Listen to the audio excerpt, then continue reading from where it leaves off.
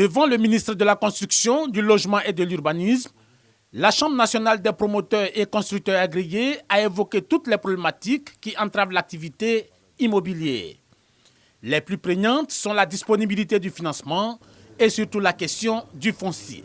Beaucoup de difficultés, notamment dans la mise en place d'un foncier sécurisé, des financements qui sont très difficiles et la recherche en fait d'appui institutionnel, notamment tout ce qui est lié à la fiscalité. En tant qu'aménageur foncier et en même temps promoteur, il y a le principe édicté par le ministère, mais souvent on est confronté à d'énormes difficultés. Bruno Nabagné-Koné a profité de ces échanges pour égrener les réformes qu'il a initiées, réformes qui ont permis de restaurer la confiance entre l'ensemble des acteurs de la chaîne des valeurs de l'industrie immobilière. La mise en place du système intégré de gestion du foncier urbain SICFU a particulièrement contribué à la transparence et à l'efficacité de la gestion foncière. Le SICFU permet aujourd'hui vraiment de fluidifier complètement la chaîne foncière, puisque nous sommes désormais interconnectés avec les services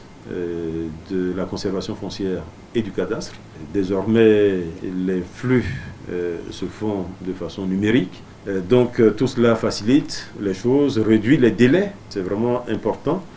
Nous sommes au titrement massif, donc nous avons déjà parlé beaucoup, qui va énormément simplifier la tâche. La Chambre nationale des promoteurs et constructeurs agréés a annoncé qu'elle organise la première édition du Salon de l'immobilier, du financement et de l'innovation SIMOFI du 11 au 13 novembre prochain au Canada.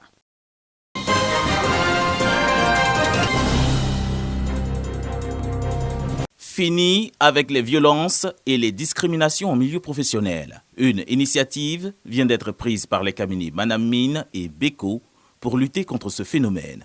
Un compendium vient d'être lancé. Nous avons estimé que le milieu de travail n'était pas suffisamment questionné sur la relation de domination qu'il pouvait avoir entre des collaborateurs et des employeurs. On parle beaucoup de la violence ou de la discrimination en milieu privé. On voit beaucoup de violences physiques, on parle énormément de viols, mais on parle moins des violences, on parle moins du harcèlement, on parle moins des pressions psychologiques. Et nous nous sommes dit que nous pouvions réunir des énergies, des forces, des intelligences, des ressources pour questionner davantage cette problématique. Ce compendium contribuera à sensibiliser les employeurs, employés et les autorités gouvernementales sur l'importance de lutter contre les violences et discriminations basées sur le genre en milieu de travail. Cette initiative est bienvenue parce qu'elle ouvre les discussions sur des sujets, certes que nous connaissons, mais dont nous n'avons pas toujours tous les contours. Une formation en ligne gratuite, l'accompagnement d'un centre d'écoute et d'assistance sont prévus pour cette première édition qui va durer plusieurs mois.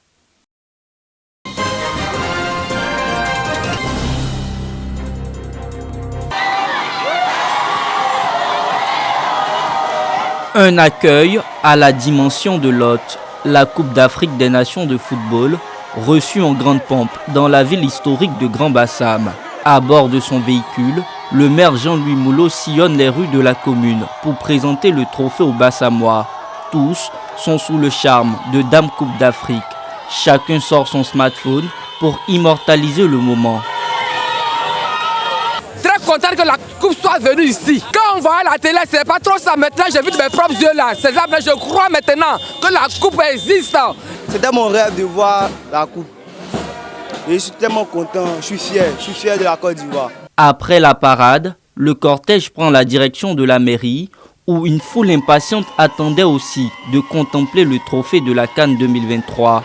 Moment de communion entre Jean-Louis Moulot et ses administrés.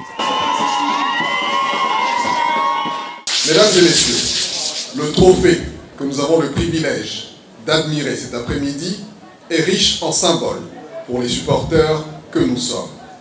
En effet, il véhicule les valeurs qui ont guidé et porté les joueurs et l'encadrement de la FIF durant ce tournoi, à savoir la foi, la détermination et la résilience. La venue du trophée de la CAN à Grand-Bassam s'inscrit dans le cadre des festivités des 64 ans de l'indépendance de la Côte d'Ivoire que la cité balnéaire accueillera ce 7 août.